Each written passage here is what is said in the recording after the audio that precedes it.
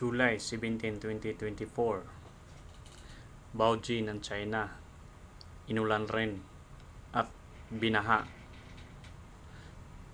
So mga kataps, ito na mga ibang pangyari dito sa buong mundo. Hindi lang sa China, pati na ngayon, pati na rin ang Pilipinas, di ba? Sipakita ko rin sa inyo yung Pilipinas. Ngayon dito naman ang China. Dahilan sa patuloy na pag-ulan, lumalakas ang tubig at yung kanilang dam, hindi na yun naagapan. Yan, sobra-sobra na yung tubig.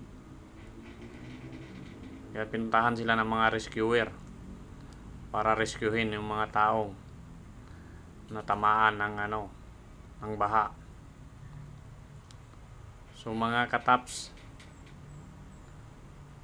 wag natin yung China, kasi dito naman sa Pilipinas nangyari naman din ito.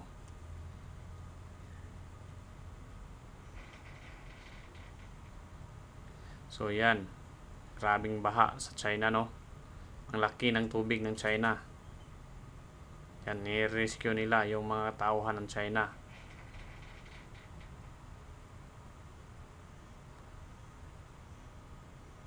Sa ilang araw na baha, yan ang nangyayari dyan sa China. Lubog mga sasakyan, mga basura, nagtambakan, kalsada, hindi na yan madaanan ng sasakyan, puno ng tubig. Mga tulay nasisira dahilan sa sobrang ulan.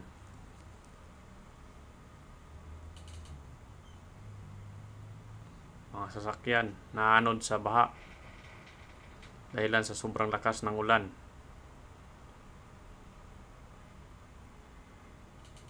O yan, maraming tambak ng mga sasakyan na naanod ng baha.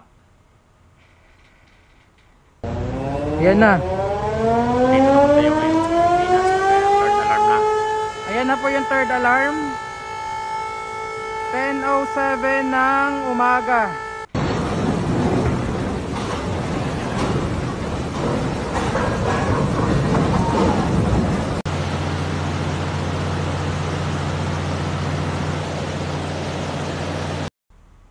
So ito naman sa Pilipinas, grabe ng pangyayari ngayon sa buong mundo. Kadalasan puro na lang baha. So ngayon naman dito sa Pilipinas, July 24, 2024, ito naman nangyari sa Pilipinas. Lubog mga sasakyan, mga bahay. Yan, yung sasakyan dinala ng tubig. Ang tao na yan, parang nasa swimming pool na. Sobra ng lalim ng tubig. O yan, inanod na yung kotse. So yan, kailangan kailangan magdasal tayo palagi sa Panginoon, yung tiwala natin. At huwag natin ng kasamahan kahit anong mga bansa. Kung hindi, kailangan natin magdasal sa Panginoon na mahilayo tayo sa mga ganito na mga trahedya. Yung mga tao parang nasa sa ilog.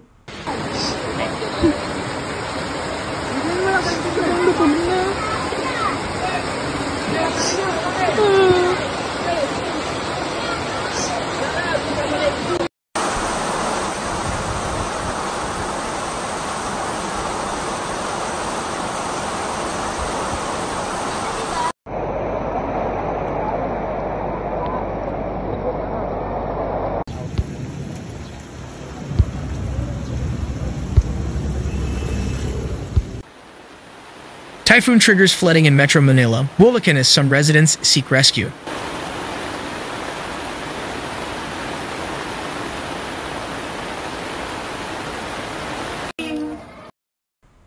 So yan, sayang yung kotse na yan, no? Lubog sa tubig. Ang mga bata para lang nasa swimming pool naglalaro-laro. Grabing laki ng tubig dito sa Maynila, no?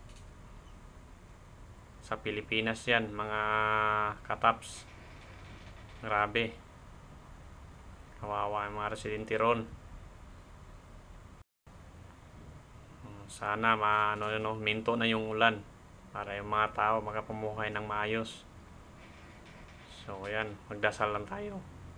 naminto na yung ulan. Huwag tayo mawala ng pag-asa at tiwala sa Panginoon. Grabe ng tubig, para na talagang swimming pool doon sa Manila. Kung hindi lang ito nangyari lang sa China, pati talaga dito sa Pilipinas, makita na rin natin kung ano na yung pangyayari. So, halos sa buong mundo na talaga to. Kaya, kailangan natin magdasal, tiwala sa Panginoon, na malayo tayo lagi sa trahedya, sa mga pangyayari ngayon, mga iba't ibang mga weather changes